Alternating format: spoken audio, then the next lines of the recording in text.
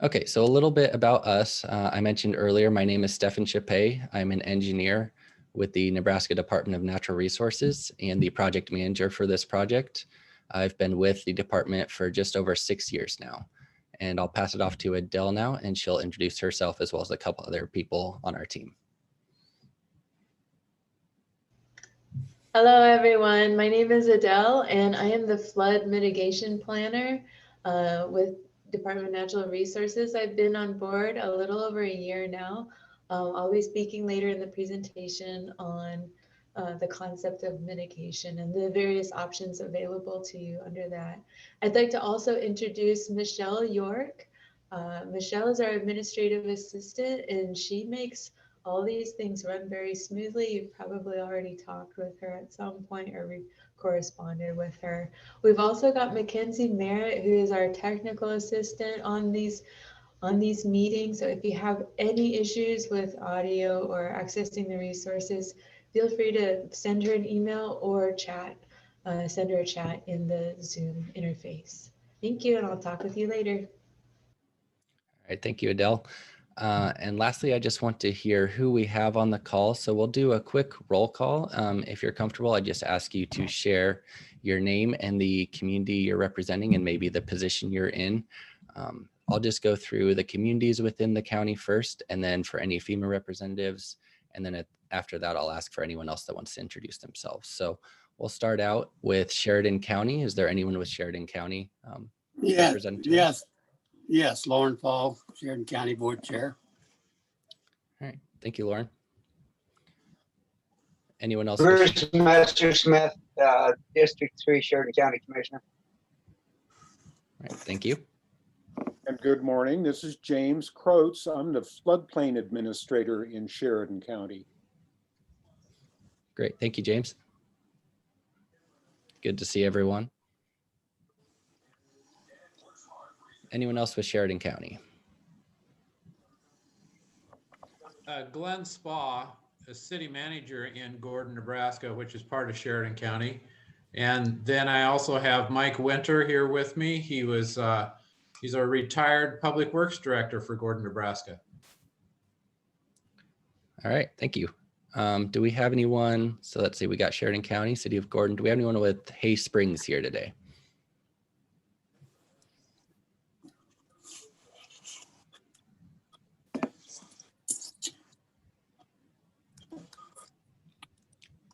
Okay, we'll move on. Do we have anyone with the City of Rushville here today?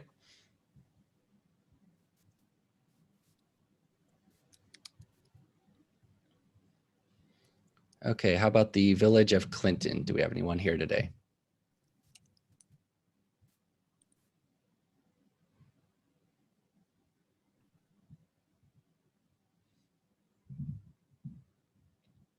Okay, we'll jump over. Do we have any FEMA representatives here today? Hi, good morning, everyone. My name is Laurie Bestian. I'm a program manager with FEMA out of our regional office in Kansas City, and I primarily support the state of Nebraska. And good morning. My name is Diana Mendoza-Colley, and I'm new to FEMA. I'm on the I'm a community planner on the hazard mitigation team, and Nebraska is my assigned state.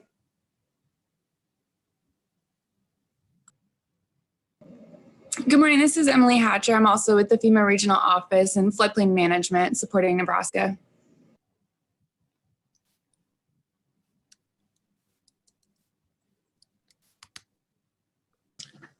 Dane Bailey's here too, FEMA Region 7.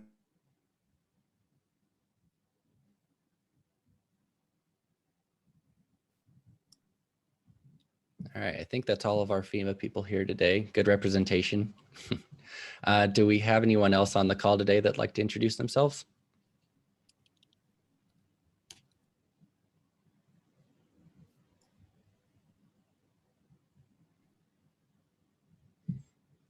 All right, we'll go ahead and get started with the presentation. Feel free to interrupt me at any time. Otherwise, you can put your questions in the chat and we'll answer them once we get to some of those poll questions. Okay, so first I just want to cover big picture why we're meeting today. We're not here just to make maps for the fun of it. Hopefully, as all of you know, flooding poses a real threat to our communities, and that was really never more clear than in 2019, when almost all of Nebraska was impacted by that event. So the big goal of this whole mapping project is really to understand the flood risk in our communities and make our communities more resilient by knowing where that risk exists. So to accomplish that, we want to update the maps using modern information as well as new engineering or modern engineering methods. And we want to provide communities with accurate and useful updated flood insurance rate maps to convey this information. And then with that updated flood risk information, the communities themselves can identify any actions that are needed in order to reduce that flood risk that exists. So that's big picture why we're here.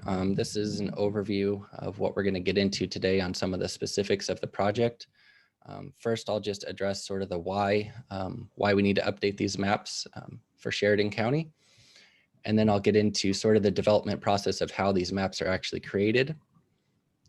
And then I'll talk a little bit to how the input from the communities actually informs how the maps are created. And we'll have a short video too that was developed by FEMA just from a community's perspective that's gone through a mapping project. And then I'll pass it over to Adele, and she'll talk about why it's important to reduce your flood risk and the value in that. And then I'll wrap it up with just the timeline that we expect for this project, as well as some of the next steps moving forward. Okay, so why do we need to update your flood maps for Sheridan County? There are maps that already exist that are in effect. So before we dive in, we're going to do our first poll question and just do a knowledge check to see if you know when the maps for Sheridan County were last updated and who was president at that time. Also, if there's any questions at this point in the presentation, feel free to take yourself off mute and ask, or you can put it in the chat as well.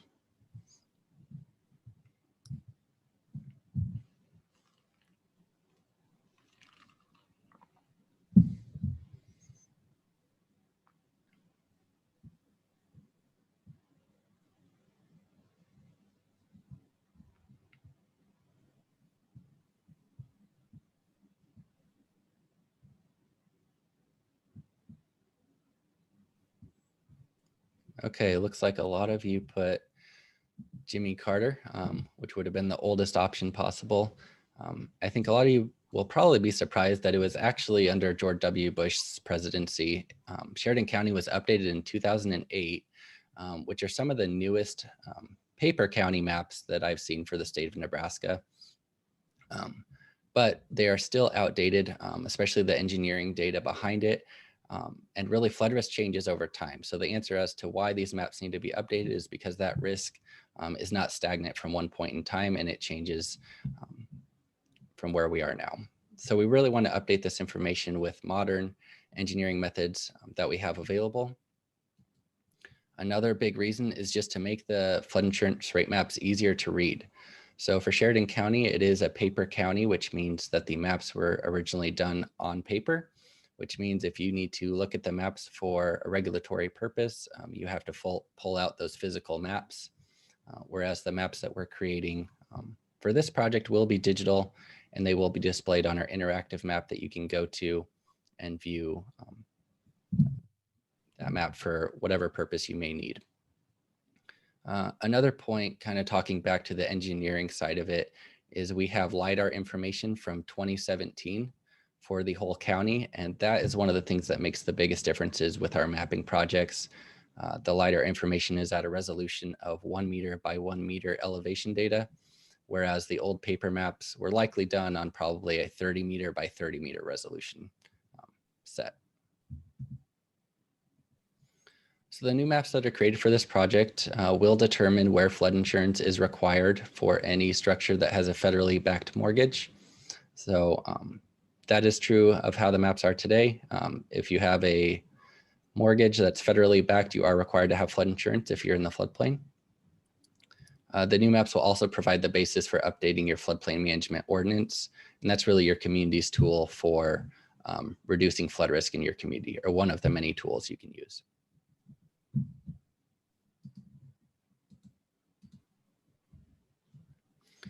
Okay, so that's really the why of why we need to update these maps. Again, the old maps are done on paper. We have new engineering methods, even since 2008, that we can use to better identify where that risk exists. So now I just want to get into how those maps are actually developed. But before we do that, let's do another poll here of what is a floodplain exactly. So I'll give you a few minutes just to answer that. Also, if there are any questions, again, feel free to take yourself off mute or put it in the chat.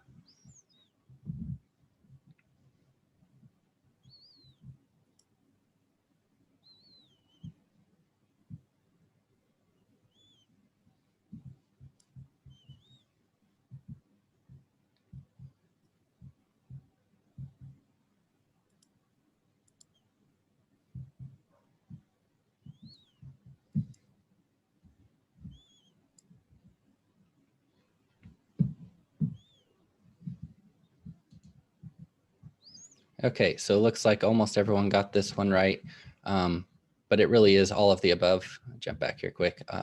One thing to point out on here is the 1% annual chance floodplain. That is also commonly known as the base flood or that 100-year flood. And that is the regulatory boundary, or where flood insurance would be required if a structure is within that. But otherwise, the rest of them are different various terms for a floodplain. And probably a lot of those terms that you'll hear throughout the life of this project. Okay, so big picture of this development process, we start out with base map, and that is really any data that is non-engineering. So this would be your aerial photography, your roads layers, your corporate boundaries for your cities and villages or the county. The next piece of it, which I talked to a little bit before, is the topography. Like I stated, we have LiDAR information from 2017, which is at a 1 meter by 1 meter resolution.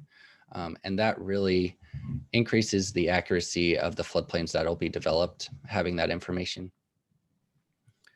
And then lastly, I kind of lumped all of the engineering data into this floodplain boundary piece. So this will be your hydrology and your hydraulics, and I'll talk to that as to what that is in a second. And that's used to develop a physical boundary, which is overlaid on top of a base map so that it's in reference to properties and roads and corporate boundaries, so it's easy to read.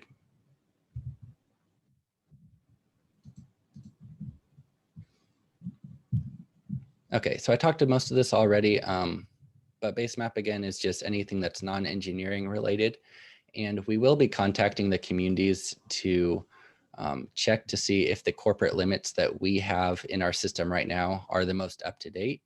And if they're not, we just ask for your feedback that you can include any annexations that you might have or any ways that your boundaries might have changed so that we can have what's most up to date on the new maps.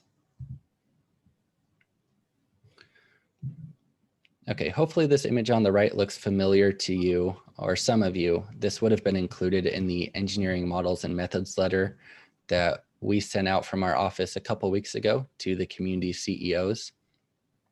But we'll be doing a basic study for the entire county, for Sheridan County. This will include showing special flood hazard areas for the 1% annual chance flood or the 100-year flood. The big thing that's different between a basic study and an enhanced study is the basic studies for this county will not include structures as far as their impact on the floodplain.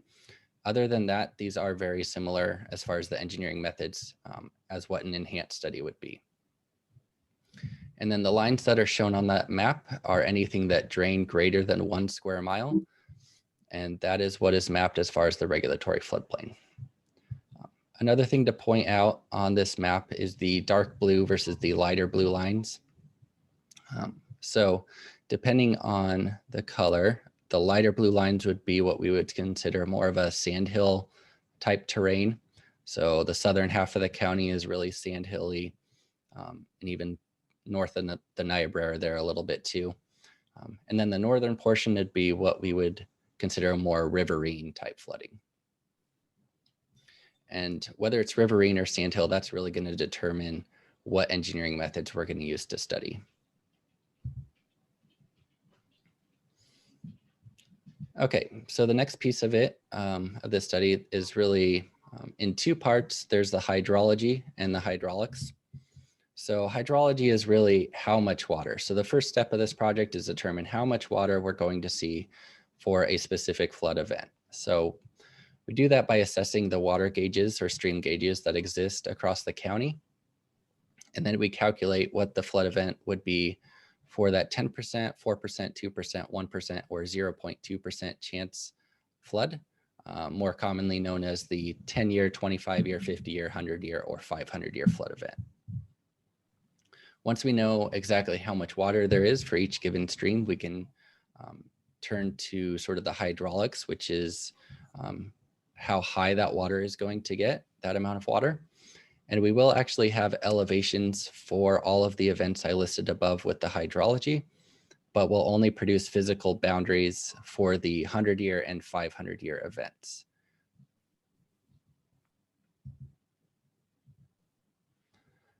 And along with just the physical boundaries that are created, we'll also create what are called flood risk data tools. These are non-regulatory products that the community can use to make better decisions at a more fine scale within a floodplain. So some of these products include depth grids.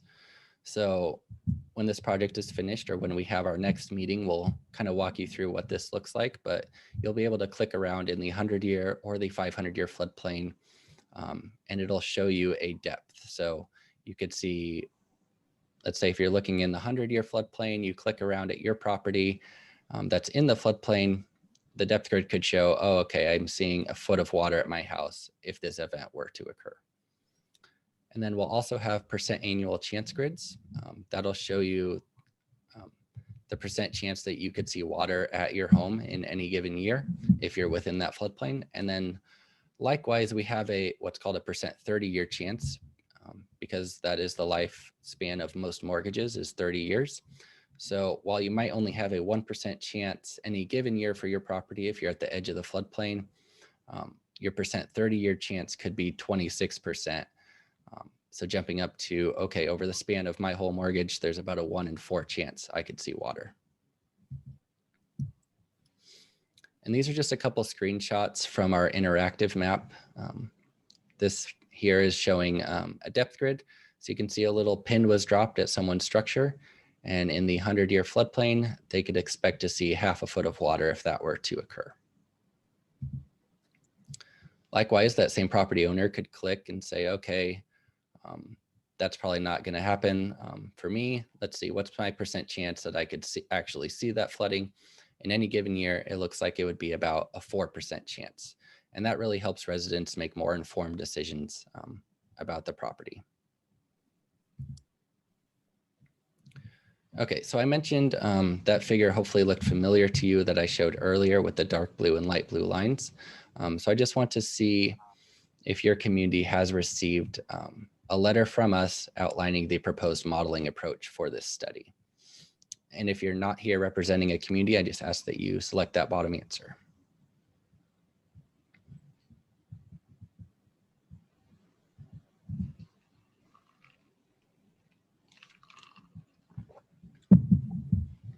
Also, if anyone has any questions at this point, we've covered a lot already, so feel free to take yourself off mute or put something in the chat.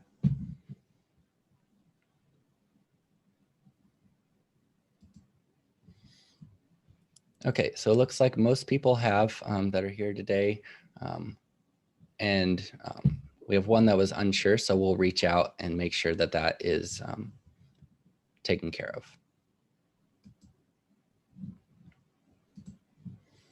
Okay, so why are we giving you all of this information right away? The reason is really we want to make sure that the approach we're taking with this project makes sense to the communities. Even if you're not an engineer with your community, maybe you have an engineer that works with you commonly, or you have one for the county that you can reach out to, and they can take a look at this letter and see if what we're doing makes sense, so that we're really working in partnership on this project. Also, if we're missing anything, if there's any places that have seen flooding in the past that you don't see that their flooding source is listed in this letter, feel free to reach out to me. We can talk about it, see if it's actually included, or if it's not for any reason, we can talk that through as well.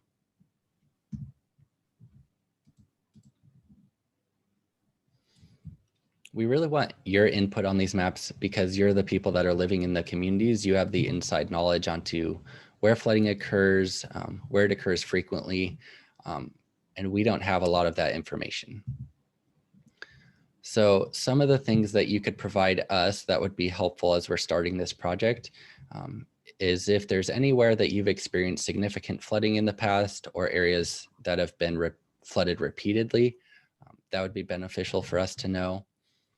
If you have any new development that's occurred in the past 5 or 10 years, or you have new development that's planned, that helps us as well.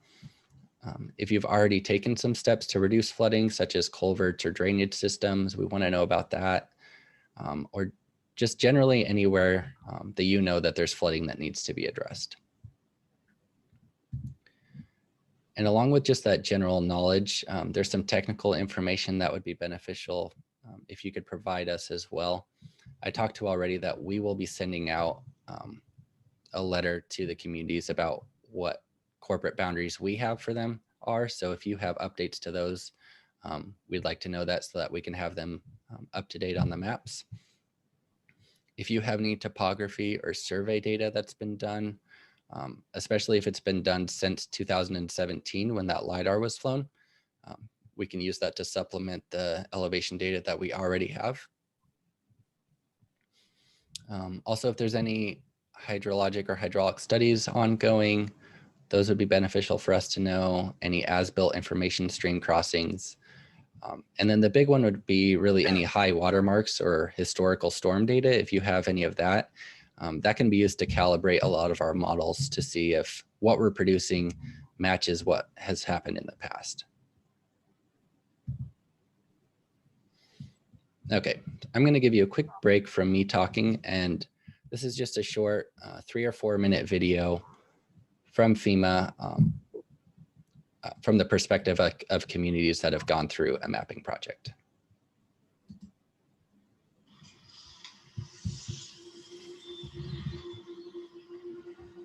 Denver is a very active community. People come here because they love the open spaces. The best part of my job is getting to see the final product, like Confluence Park. This park provides an experience with nature for people who live in an urban setting. Rivers and streams add charm to a city, but they also bring a risk of flooding.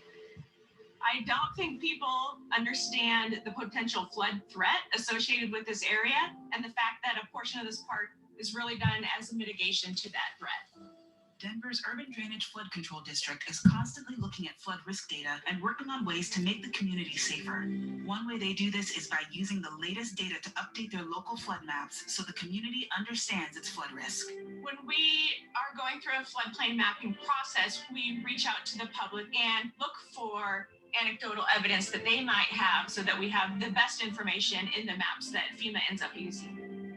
As flood maps are developed, FEMA and the community work together to gather the most accurate data. Communities can provide input on areas of flooding concern early in the process, so they build the map together. We know our streams, we know our communities, and so we bring local knowledge to the mapping process. This also makes the process more efficient and cost-effective for everyone. Communities don't need to wait for FEMA. They can start and update at any time with a community-initiated map revision. It was about 1996. We had a very heavy snowfall. The small creek, Mercer Creek, overflowed and filled our neighborhood several blocks in each direction. The water was about 3 feet deep in front of my house. The flood 20 years ago came slowly enough that we were able to move out of harm's way. But when it happened this year, I woke up at 6 in the morning and I had 18 inches of water in the house. Because flooding is so common here, Kittitas County has a lot of new flood data. The community partnered with FEMA to update its flood maps. We are in a very active process now updating those maps. We just finished 200 miles of remapping. That was through FEMA's mapping process. We're supplementing that with our high resolution digital maps. If you as a resident, believe that this map is inaccurate and you have a high water mark on your barn, we can go out and survey it, and we can use that elevation to decide whether or not our map's accurate. So that anecdotal information is extremely important. Updating a flood map is highly encouraged. Communities that take an active role as they go through the map update process help make their map as current and precise as possible. These maps really give us a better idea of what that extent of flooding is going to be when it happens to us. They empower people to make much better decisions about the most important investment in their lives, their homes. Want to learn more about collaborating on your community's flood map? Get more details at fema.gov/mitigation. Okay, so again, that was just a quick video coming from the perspective of a couple communities across the country of the mapping project that they've been through. So now I'm going to turn it over to Adele, and she's going to talk a little bit about the mitigation side of this project. Hello, again, my name is Adele Phillips, and I'm the flood mitigation planner at Department of Natural Resources. Prior to working with them, I worked as a land use planner and reviewed floodplain development permits and conditional use permits and building permits and that sort of thing at the local level. So it's interesting for me to have the experience of being on the implementation side of the regulations, but also now in this map development stage. On the screen here is a picture made available by Mr. Croats of flooding in Sheridan County. And I understand, Mr. Croats, that that's your home in the background. I hope it's okay that we've used it. This is public space. And behind me actually is a lovely example of a Sandhills Lake. This is Shell Lake, which is north of Gordon, but technically in Cherry County. But you can see the beautiful natural resources that are in this part of the state. So I'm here to talk about mitigation. Mitigation is a umbrella term to encapsulate the many ways your community can reduce your flood risk. So next slide, please. And there's co-benefits that come with mitigation, meaning there's rewards that you reap by implementing mitigation measures. You can decrease the cost of flood insurance in your community. You can safeguard lives and property in these inherently hazardous spaces, and maintain a quality of life. When you implement open space procedures or policies or protect riparian areas from development, you're safeguarding habitat for wildlife and outdoor recreational opportunities. And then overall, you're increasing your community's resilience, which is essentially your community's ability to bounce back from not only flood hazards, but other hazards that are bound to happen in a community. So next slide. FEMA's flood mitigation or flood planning manual categorizes mitigation in six different groups here. And just to provide some examples of each of these, for prevention, this refers to your regulatory instruments and policies. It could be planning and zoning regulations that you implement. When your maps get updated, we will be working with you to ensure that your floodplain management ordinances are all up to date. Stormwater management means, ensuring that rainfall is sequestered where it lands, rather than flowing and potentially overwhelming your stormwater sewer systems. Open space policies, again, just protecting areas from development encroachment. Development doesn't just mean structures, by the way. Development can mean earthwork as well. So, moving on to public information, this means having maps available for the community so they know where these hazardous flood areas exist. working with your realtors in the area to ensure that real estate disclosure is occurring, that this property lies within an inherently hazardous area. It could also mean doing outreach projects. Maybe once a year you send out a flyer in a utilities mailer or with the assessor's letters, just informing people that there are flood risks in the county and it's a good thing to get flood insurance. For property protection, there's some varying degrees of intensity of measure, I guess. Acquisition is something that could be possible for a property that repeatedly experiences flooding. Maybe that structure needs to be bought, relocated, or demolished given the state of the structure. You can also elevate structures so that they are out of floodwaters. In terms of, I guess, the Z direction, flood proofing means using materials that aren't subject to water damage, or they are resistant to water damage, and elevating your electrical so it's not subject to flood damage. Really simple measure that can be done is installing sewer backflow devices. These keep sewage from backing into a house when that system gets overwhelmed further down.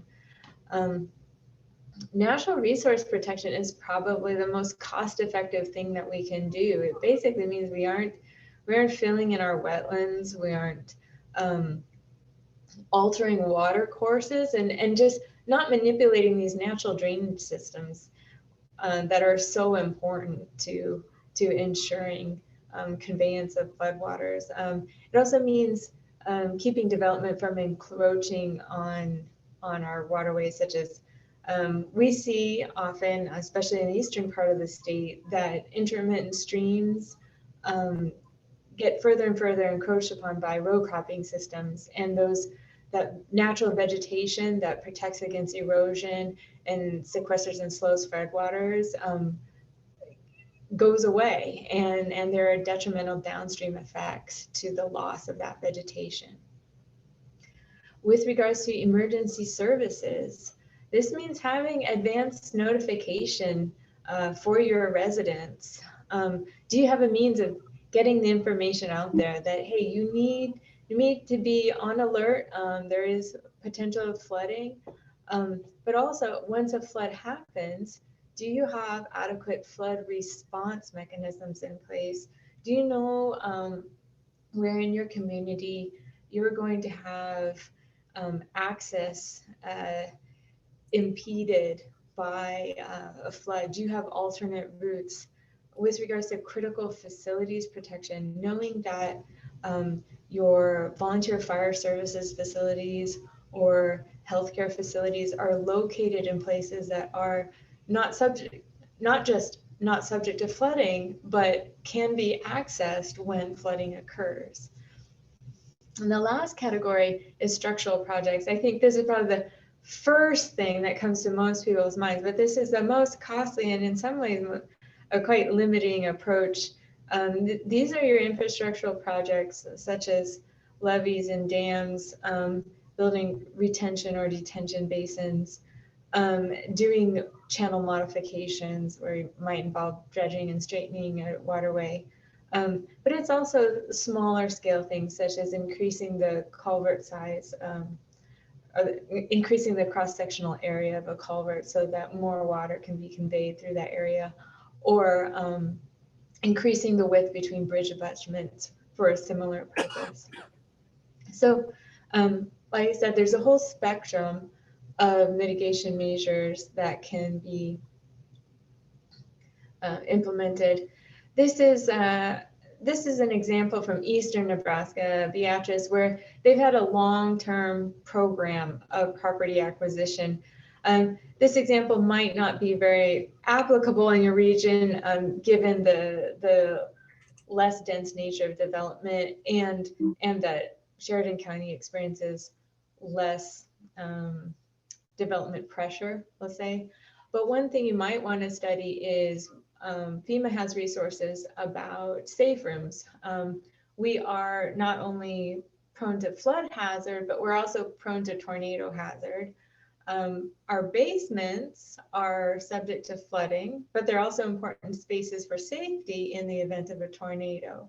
So if folks want to remove their basement due to the the public health issues of having a basement that is getting wet regularly, what are they to do? Well, FEMA has resources for implementing safe rooms, designing safe rooms that are above ground safe spaces to provide that tornado protection. Next slide, please. So through this mapping process, we'll be able to understand more about the nature of the flood hazards that affect your community. And we'll be able to then, based on that information, work with you to identify appropriate mitigation measures to ameliorate those flood impacts. In special circumstances, we might be able to provide something called real-time technical assistance. And that's, we have to get approval for it, but we can do discrete studies of small mitigation interventions that can be done, such as a study of analysis of increasing a cross-sectional area of a culvert or increasing the spacing of a bridge abutment, and see if that will help mitigate flooding in a special area. So again, we're happy to work with you throughout the entirety of this mapping process to help you identify those measures that will work best with your community. So feel free to reach out to us at any time. My email will be available. Email and telephone number will be available at the end of this presentation. And I thank you and look forward to talking with you. All right, do we have any questions for Adele before we switch over here? I saw James had a question as well, and I'll get to that if they're after any questions we have for Adele.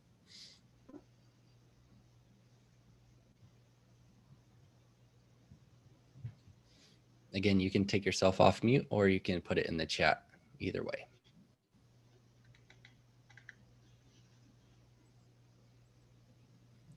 Okay, James had a question asking about wanting to know a little bit more about LiDAR and how it works as a mapping tool. So LiDAR is really the foundation of any of the engineering that's done. So it's the elevation data that's used to support the engineering. So essentially what LiDAR is a grid across the county in 1 meter by 1 meter cells, and each one of those cells has an elevation associated with it. So essentially what it is there's a drone of sorts that is flown over the county. It shoots points down at the ground, it bounces them back up, and we get what's known as sort of a point cloud, or tens of thousands of points across the county. And then that is post-processed to create that 1 meter by 1 meter grid. So that's a little bit more technical. If you want, I can give you a ton of information on that as well too after the meeting if you're really interested. But really what it looks like is just a grid across the whole state, and every 1 meter grid cell has an elevation associated with it. Some of the older maps that were done, that grid cell would have been 30 meter by 30 meter. So one elevation for every 30 meter by 30 meter grid cell. All right, so next I'll jump into sort of the timeline as well as the next steps for this project. So we're right at the very beginning of this project. We started receiving funds as of January of this year. And really the only thing we've done is prepare for this meeting and send out the engineering modeling methods letters to the communities. The next piece of the project is really going to be the meat of the engineering behind it, which is the data development and flood risk products. And this is that hydrology and hydraulics that I talked about, producing the floodplain boundaries themselves, as well as those depth grids and percent chance grids. And the next big sort of milestone meeting will be this flood risk review meeting. And we would anticipate this meeting being similar to this, where we're gathering everyone together again, but it'll be used really to review our preliminary results for the project. So we'll have draft boundaries for you to review. We'll have floodplain boundaries and depth grids for you to review. We also have on our interactive map a way for you to provide comments directly on those boundaries. So if you have an area that's seen repeated flooding that wasn't included for some reason, you can circle that, make a comment, and we'll see that on our map. And our map actually has the capability for you to make comments right now on anything you want. So we have corporate limits on our interactive map. And if you have an annexation that's taken place, you can actually make that comment. It does take a little bit of clicking around to figure out how to do that. So if you need any information on how to make a comment on our map, feel free to reach out to me and we can send you a document on how exactly to do that. It's not the most clear just by scrolling around on there. So I won't get into a lot of the next phases after that meeting. That's really the next one to be looking forward to. And we would expect that meeting to be probably summer or fall of 2022. So about a year and a half from now is when we would expect to have that flood risk review meeting. And that's just dependent on the complexity of the project once we're actually getting into it. And we hope there's not another year like 2019. But if that occurs, our attention really turns to flood fight and our projects get put on hold for a little bit there.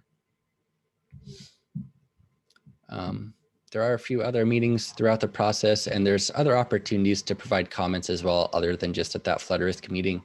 That's really the one that we push though, because it's the easiest for us to look at any comments you're making without actually having to receive any sort of technical information or other studies to sort of prove what we're showing is incorrect. So you see on there, there's preliminary map production and preliminary map release. Once these maps are deemed preliminary and they're released as preliminary, it would take an actual study to change anything in that map. So flood risk review is really where we want you guys to make your comments and take your time to review them, because we can look at that a lot easier. Throughout this process, we also will be giving you quarterly updates, and I'll have a poll here on that in just a second. And what that typically looks like is we'll send out a PDF and it just says, this is what was completed in the previous quarter. This is what we're looking forward to completing in the next quarter or anticipate to, just to keep you in the loop so you have an understanding of how the project's moving along and what's been accomplished. And I'll share with you another example of how we could potentially share these updates with you as opposed to just sending you a document. This is an example in Burke County. It's called a story map. And I believe Mackenzie shared the Beatrice story map earlier, which had a little different purpose, but it's the same concept. But what we have is sort of an overview, and this would be tailored specifically for Sheridan County if you wanted. It would just overview the project as a whole. You can click through different tabs and you can scroll through here as well. I'm not going to do that just because of loading times, but we can embed figures and videos in here related to the project specifically. We can include any flood history that exists. If you have any flood history that you would want included on this, please reach out to us as well, and we can make sure that's included. If there is anything related to this kickoff meeting that you'd like to look back on, you can click on this project kickoff meeting and we'll have all the information from here, from this meeting on this tab. And then a lot of the other stuff that we're talking about today, such as creating the data, any of the regulatory steps once we're past that preliminary phase would be in here as well. So this is another example of what we could use to inform you on the project as we move along. And it's something you could also share with anyone in your community to look at, not just community officials. So if that is something that you think would be helpful, we'll launch a poll here. We'll have Mackenzie launch that poll as to how you would prefer to receive these updates. So the email updates would be the one that I mentioned at first. It's just a PDF that says, this is what we accomplished. This is what we plan to accomplish the next quarter. And then that second one is that online resource or that story map that I showed you just now. We also have options to do social media updates if you'd prefer to get your information that way, or we can directly call you as well on a quarterly basis and just tell you what's going on. And you can select more than one option if you'd like. We'll just give this a few seconds here. Also, if anyone has any questions at this point, feel free to take yourself off mute or put it in the chat.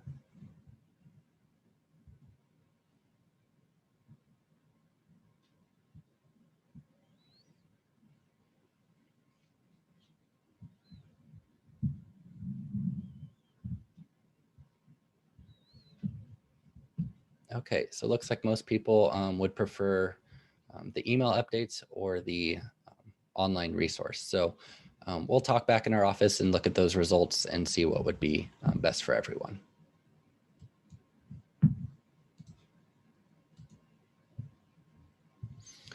Okay, going back a little bit to the engineering models and method approach letter that was sent out.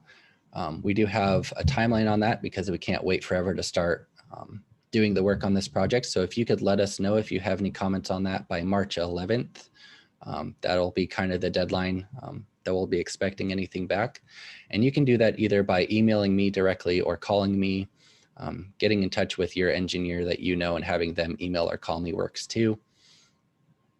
And then the other thing we really just expect from you on this project is to stay engaged and in contact with us so that we're really building this map together and that we're not getting to the end of the project and it's sort of a surprise.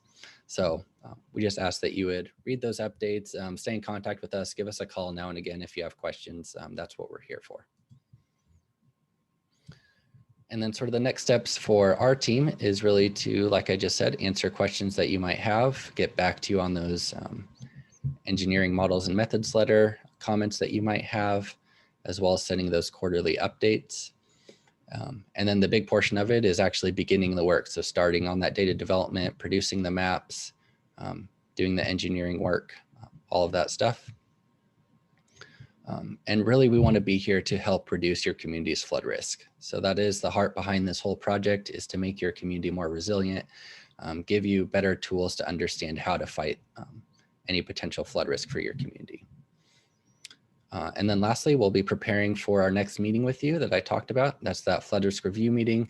We'll actually give you a little tutorial about how to use our interactive map, how to scroll around in your communities, look at different depths at different places.